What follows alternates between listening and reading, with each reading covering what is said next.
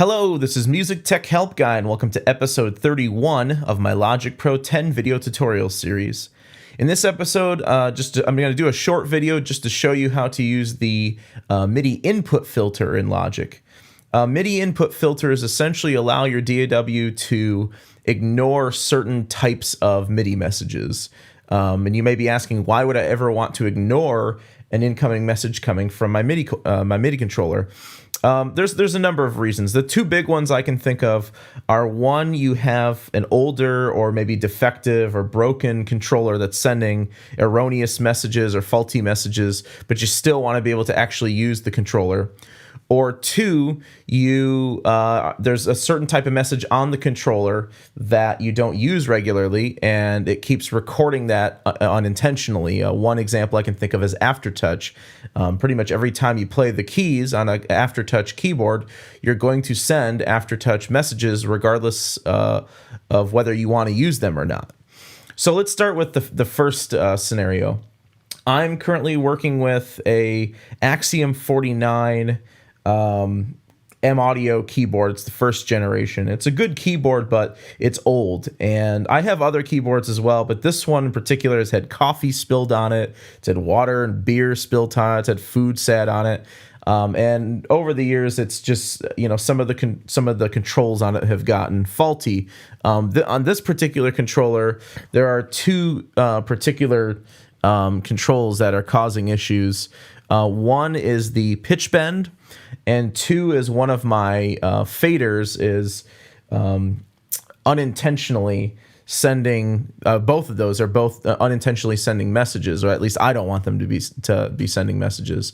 The way we can observe that is, actually we can see it going on right now, is up here in the MIDI monitor.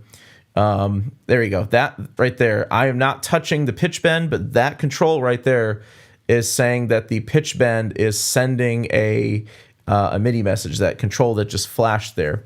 The problem with this is that my synthesizers, I find, are constantly out of tune when I plug this keyboard in and just try to play with it. And the problem with that is that the pitch bend is continuously sending erroneous messages, causing my synth patches to be out of tune. So let's see if I can.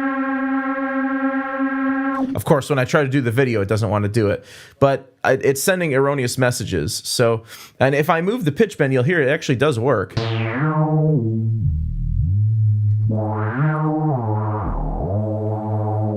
But the problem is it's sending erroneous messages as well. So let's turn that off. So the way you turn this off is you go up to File, and then from File you go to Project Settings, then you go to MIDI. And from here, you go to the Input Filter tab. So you'll see there's a number of different messages that we can turn on or turn off here. You can actually turn on or off notes if you want. Program changes, which are like synth patch changes, not really going to be much of an issue unless you're using a hardware synth. Pitch bend, obviously we want to turn that off. Control changes, those are your continuous controllers that we took a look at in the previous videos. That will include our erroneous fader that keeps sending volume changes, even though I don't want it to send messages. And actually, it just did it right there. I don't know if you saw that. There you go. It just bumped my volume up to +6, even though I didn't intend for it to do that. So that'll fix that. And then Aftertouch is here, as well as polyphonic Aftertouch. The difference between Aftertouch and polyphonic Aftertouch is that with Aftertouch, when you press a key and then you press harder, you get an extra message kind of built into the key pressure. And I mean, it all depends on the synth patch you've got set up in Logic as well. If the synth doesn't respond to Aftertouch, well, you're not going to hear anything. But with regular Aftertouch, basically whatever key you play, if you're playing multiple keys on the keyboard, whatever key you play that you're pressing the hardest will actually be sending the Aftertouch message while ignoring the other keys you're playing. With polyphonic Aftertouch, every key you play can have its own Aftertouch value. And then lastly, system exclusive messages or sysx messages are typically manufacturer specific messages where maybe you'll have like a specific control for one specific hardware device that controls a specific effect, and so they're different for every single device. The good news is that if you have a typical soft synth and MIDI controller setup, you'll almost never have to worry about them. They're almost exclusively for hardware devices, and hardware synths. So what I'm going to do is I'm going to, just for now, turn off pitch bend and control changes. And now you'd think, okay, you're checking the box, that means you're turning it on. No, that means that you're filtering those. So now, even when Logic receives a pitch bend message or a continuous controller message, it will not react to it at all. So what I'll do first is I'll play a note, and then I'll move the pitch bend. So you can see that it's actually, it's saying it's receiving the pitch bend message there, all the way down to 0, all the way up is 127. But it's not actually affecting the sound at all. Secondly, if we go to our fader here, and I go and try to move that fader now, I'm moving it, nothing's happening. So let me just reset that back to 0 there. So now we don't have to worry about that fader jumping around unintentionally. Now, aftertouch is another message I typically like to hide, or like to input filter, that is, because I don't really use it that often, and it really becomes more of just something extra there that I don't want to be there. So as I said before, aftertouch is when you can play a key and then play harder to get an extra effect. There's basically means that your keys react to key pressure.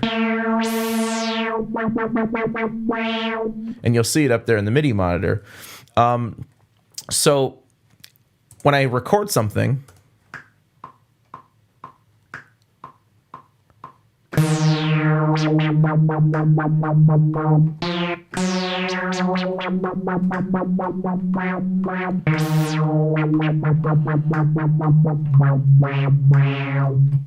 you'll see all these little black bars on the region, and those essentially are recording the placement of my aftertouch. And if I open this up in the MIDI editor down here, the piano roll editor, and we open it up in MIDI draw like we learned in the last couple videos, you'll see your channel pressure. By the way, channel pressure is just another name for aftertouch, and you'll see all of your aftertouch data down here. So a way for Logic to ignore that would be to go in to File, Project Settings, MIDI, and go to Input Filter again, and then just turn on the aftertouch and polyphonic aftertouch. So even though I can still press the key down and press harder to engage aftertouch, it still realizes I'm playing aftertouch, but it's not actually recording or actually using that message for anything. All right, so that's how you use the MIDI input filter. Originally, I planned on showing this in one of the previous 2 videos, but I just ran out of time. Those videos were really long, so I just decided to do the short video just for this. And by the way, if you're wondering how to get to the MIDI monitor here, you just have to make sure that the LCD display up here is set to the custom setting. So I hope you enjoyed the video, and thanks for watching.